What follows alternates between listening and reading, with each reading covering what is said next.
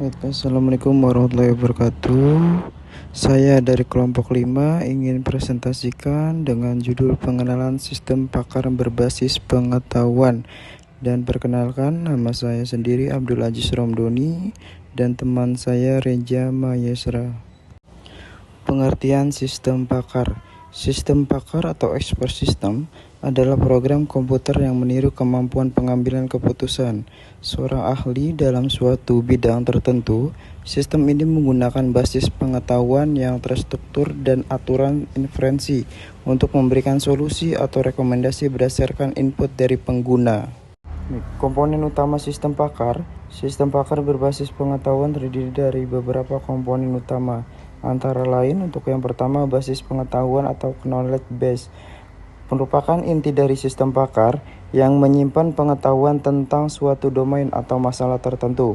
Pengetahuan ini biasanya berupa fakta dan aturan atau rules. Untuk yang kedua, mesin inferensi atau inferensi engine, komponen yang melakukan proses penalaran berdasarkan aturan-aturan yang ada di basis pengetahuan.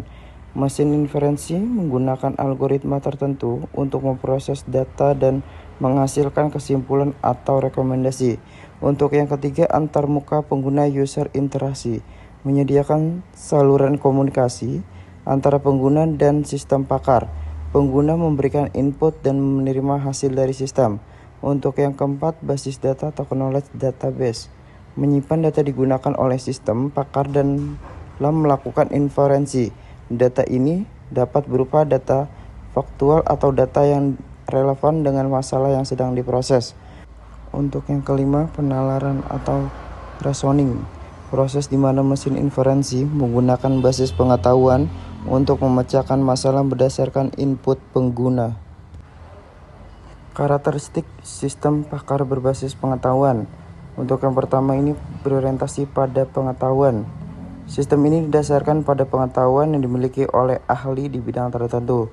Untuk yang kedua, menggunakan aturan dan fakta. Proses inferensi dilakukan berdasarkan aturan-aturan tertentu yang ada di basis pengetahuan. Untuk yang ketiga, penyelesaian masalah. Sistem pakar dirancang untuk menyelesaikan masalah kompleks dengan menggunakan pengetahuan yang terstruktur. Untuk yang terakhir, untuk yang keempat, kemandirian. Sistem pakar dapat beroperasi secara mandiri tanpa bantuan ahli dalam memberikan solusi.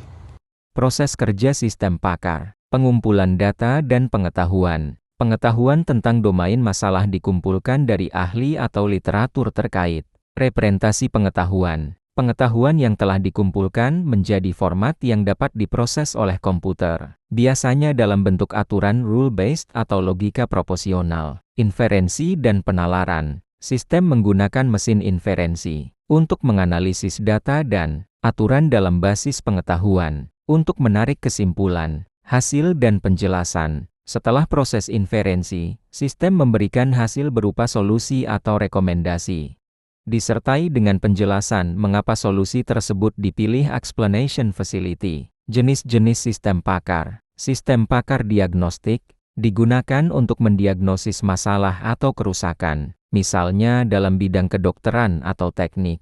Sistem pakar prediktif, digunakan untuk memprediksi kejadian atau hasil tertentu berdasarkan data historis dan pengetahuan. Sistem pakar rekomendasi, memberikan rekomendasi berdasarkan analisis pengetahuan, misalnya dalam memilih produk atau layanan. Sistem pakar pembelajaran, sistem pakar yang dapat mengadaptasi pengetahuan baru dari pengalaman atau data baru yang diterima. Kelebihan sistem pakar berbasis pengetahuan, menyimpan dan mendistribusikan pengetahuan pakar, membantu pengambilan keputusan dengan cepat, mampu bekerja secara konsisten tanpa kelelahan, bisa digunakan kapan saja, 24/7. Kekurangan sistem pakar berbasis pengetahuan. Pengetahuan terbatas pada apa yang dimasukkan, tidak bisa menggantikan intuisi dan pengalaman pakar sepenuhnya, membutuhkan biaya dan waktu untuk pembangunan sistem. Jika basis pengetahuan tidak diperbarui, hasilnya bisa tidak relevan. Contoh aplikasi sistem pakar, bidang kesehatan. Sistem pakar digunakan untuk mendiagnosis penyakit berdasarkan gejala yang dilaporkan oleh pasien. Bidang teknik, Sistem pakar digunakan untuk mendiagnosis kerusakan pada mesin atau peralatan. Bidang keuangan sistem pakar digunakan untuk memberikan rekomendasi investasi berdasarkan analisis pasar dan data historis. Bidang pendidikan, sistem pakar digunakan dalam memberikan rekomendasi mengenai cara mengajar atau metode pembelajaran yang sesuai